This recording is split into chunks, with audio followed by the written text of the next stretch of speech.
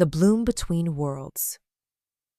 I was younger when it happened, early 20s, still in the fieldwork phase of my life where I believed everything in nature could be cataloged, explained, and filed away into certainty. I was a naturalist then, a botanical field researcher. Most people just called me a plant scientist, but that never felt accurate enough. I wasn't just studying plants. I was chasing patterns in the way they refused to behave like they were supposed to. This happened in the early 2000s. 2003, I think, or close enough that the exact year stopped mattering after a while. I had been sent to a remote region of Florida, just outside a small, overlooked community. I won't name it properly, but it begins with a C, a place most maps don't emphasize, and most locals don't talk about unless they absolutely have to. I was told there were unexplored plant species in the surrounding wetlands, rare growth patterns, possibly even undocumented medicinal properties. That was enough to get my attention. I remember the drive out there.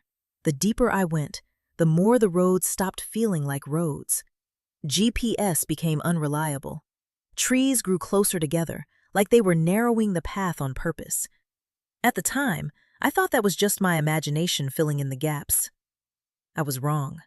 I spent the first day surveying the area like I always did, marking samples, documenting soil composition, noting humidity shifts, wind patterns, all the usual work. Nothing unusual stood out at first, until I found it. The flower. It wasn't hidden, not really. It just didn't stand out until I was already close enough to touch it. It grew in a tight circular pattern, almost too precise to feel natural. The petals didn't behave like ordinary plant matter. They shifted slightly depending on how the light hit them, like they were reacting to observation itself. I remember thinking it was rare, but still normal enough to study. No caution tape in my mind, no warning instinct, just curiosity. I collected a sample without gloves, without protective precautions. I told myself it wasn't necessary. It didn't have thorns. It didn't show any obvious toxicity markers, just a flower. That was my mistake. I don't remember inhaling the pollen, not at first. It wasn't dramatic. There was no immediate reaction, no sudden collapse, just a slow shift. Subtle at first. Colors became heavier, not brighter, deeper, like the world was gaining weight I hadn't noticed before. The air felt denser but not suffocating, more like it was aware. I sat down because I thought I was just tired. Then I lost time. When I came to, the forest wasn't the same. It still looked like the same place, but it wasn't. The trees felt arranged differently, like the space between them had meaning. Light didn't just pass through the canopy anymore, it moved with intention. The wind didn't feel random, and there were things in it.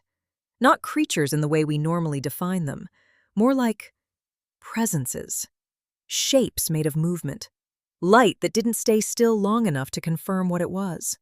Distortions in the air that suggested something watching, but not from a physical position.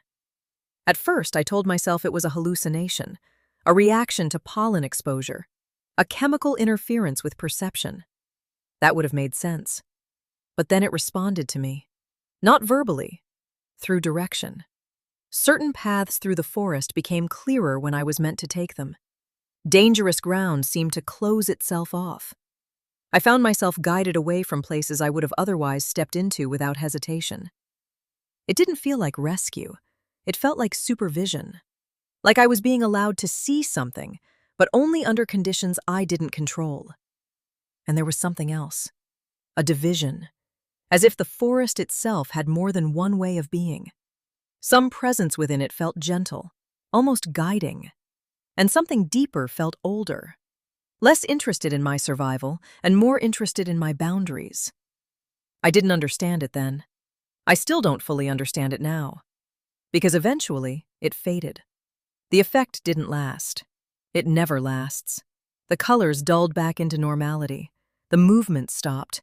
The presence disappeared like it had never been there at all. I checked my notes afterward, my recordings, my samples. Everything looked normal, except for the flower. Even now, years later, I can't categorize it properly. It doesn't behave like anything I've studied since. And sometimes I wonder if I was studying it at all, or if something through it was studying me. I wasn't supposed to keep seeing it, but I did. Even after I left. For a long time, I never told anyone. Not publicly, not professionally. Not because I was afraid people wouldn't believe me. I was more afraid someone would. Years later, I ended up sharing this story only a handful of times, usually with people who asked too many questions. Curious people. People looking for places nobody had mapped correctly. One of those times, there was a younger woman listening. She didn't interrupt, didn't laugh, didn't ask whether I had been hallucinating.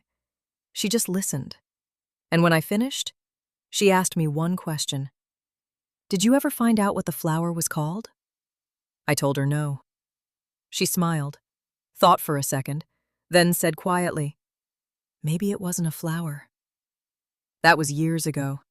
I never saw her again. At least, I don't think I did.